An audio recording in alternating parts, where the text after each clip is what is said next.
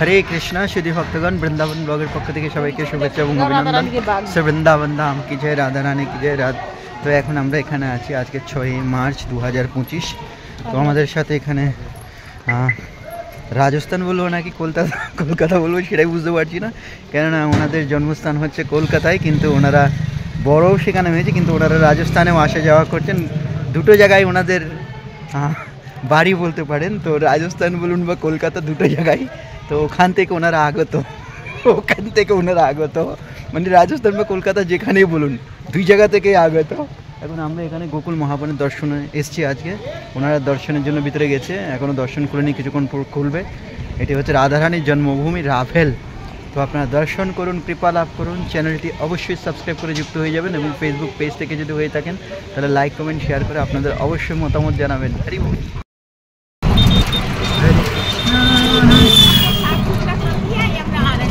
हाँ जी, बहुत अच्छे काम किया, बहुत अच्छे काम किया। योगी जी आने के बाद देश में बहुत कुछ बदल चुका है। योगी मोदी ने बहुत कुछ किया, बहुत कुछ। यहाँ से वो आगे लिखा है, देखिए 7 किलोमीटर है यहाँ से, मतलब वहाँ से यहाँ तक आपकी आराम से तो 5 किलोमीटर होगा ना। वो जो आपकी लक्ष्मी नगर से यहाँ 5 किलोमीटर होगा ना।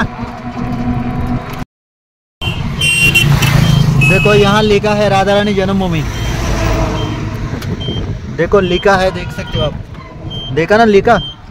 ये देखो लेफ्ट साइड देखो लिखा है, ये देखो उल्टी हाथ देखो, उल्टी हाथ देखा ना, ये है राधा रानी की जन्मभूमि। তো ভক্তগণ, এখন আমরা গোকুল মহাবনে অবস্থিত রাধারানীর জন্মভূমি রাভেল গ্রামে আছি। আমরা এখন রাধারানীর দর্শন লাভ করব। আপনারাও মানসিকভাবে গৃহে বসে দর্শন করুন এবং কৃপা লাভ করুন।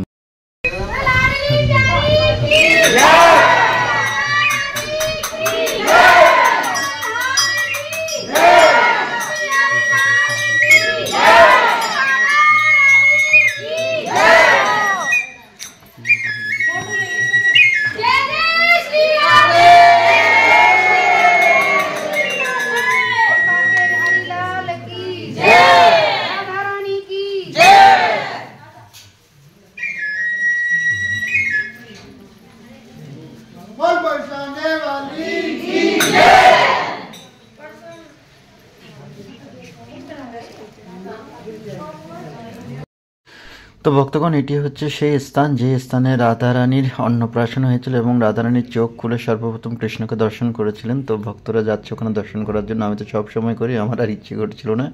এখানে দুটি বৃক্ষ আছে, রাধাকৃষ্ণ বৃক্ষ বলা হয়। দুটি বৃক্ষের দু কালার, এই যে দেখছেন, জুম করে দেখাচ্ছে এটি। আর ডান দিকে যেই ঘরটি দেখছেন এই এরিয়ার মধ্যেই, সেই ঘরটি নয়, এই এরিয়াটি হচ্ছে মুখ্য স্থান যেখানে রাধারানীর অন্নপ্রাশন হয়েছিল। তো ভক্তগণ, এখন আমরা গোকুল রমণ নীতিতে আছি, যেখানে ভগবান শ্রীকৃষ্ণ ধুলি খেলা খেলেছিল, যেই স্থানের মধ্যে গোপ সখাদের সাথে খেলাধুলা করেছিলেন। তো বাঁ দিকেরটা হচ্ছে পার্কিং, ডান দিকেরটা হচ্ছে গার্ডেন। আর এই পার্কিংটা পেরোলেই বাঁ দিকের আপনার একটি সুন্দর একটি গার্ডেন আসবে, যেখানে বিভিন্ন হরিণ এবং বিভিন্ন উট পাখি অনেক কিছু আপনারা দর্শন করতে পারবেন। তো যাই হোক, আমরা এখন রমণ নীতি হয়ে যাচ্ছি। এখন 12টা পেরিয়ে গেছে, তার জন্য বন্ধ। কিছুদিন আগে এখানে মেলা চলেছিল, তাই এই সময়টাতে এখানে ওই উপরে যেই স্টেজগুলো আছে সেগুলো খোলা হচ্ছে গেটের।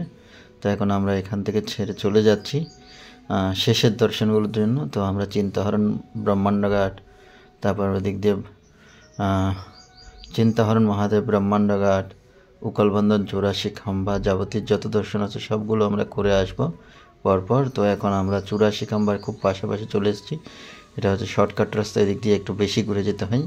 তো আমরা এদিক দিয়ে ঢুকে পড়ছি। হাতের বাঁ দিকে আপনার নন্দমহল 84 খাম্বা পড়বে। এদিক দিয়ে নন্দমহল 84 খাম্বা কৃষ্ণের বাড়ি, যেখানে কৃষ্ণকে মথুরা থেকে এনে রাখা হয়েছিল। তো এটি হচ্ছে সেই নন্দমহল, আদি নন্দমহল। নন্দগ্রাম তো পরবর্তী নামকরণ হয়েছে এখান থেকে যাওয়ার পর। আদি যেটি পুরনো নন্দমহল সেটি হচ্ছে এটি। এখানে 84 খাম্বা আছে। 84 খাম্বা মানে 80টি খাম্বা বিশ্বকর্মা নির্মাণ করেছিল এবং 4টি খাম্বা ব্রহ্মা নির্মাণ করেছিল। ডান দিকে এটি উখল বন্ধন ছিল যেখানে কৃষ্ণকে বন্দি বানানো হয়েছিল। এগুলো কোনোটাই আমরা দর্শন করছি না, এখন ব্রহ্মাণ্ড ঘাটের কাছাকাছি চলে এসেছি। এটাও এখন করব না, এগুলো পরবর্তীতে আমরা দর্শন করব। আমরা এখন সোজা চিন্তাহরণের দিকে চলে যাব। তো আপনারা যারা যারা নতুন দেখছেন ব্লগটি, আপনারা অবশ্যই চ্যানেলটি সাবস্ক্রাইব করুন। এখানে অনেক দর্শন আছে। তো আমাদের মধুয়া প্রভুকে দেখা যাচ্ছে, উনি ইসকন বৃন্দাবন থেকে টিম নিয়ে এসছে প্রভু। আমাদের প্রভুর সামনে দিয়ে ডান দিক দিয়ে দেখা যাচ্ছে। তো ভক্তগণ, এই হচ্ছে চিন্তাহরণ মহাদেব।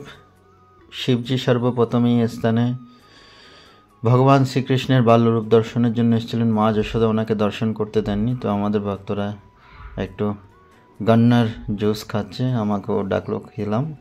এখন ওনারা দর্শন শেষে গাড়িতে বসেছে, আমি ঢুকছি।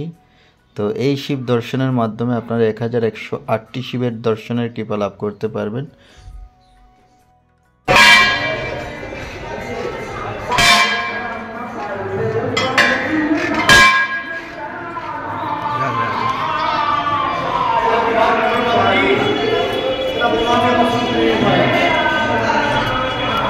हर हर महादेव, जय श्री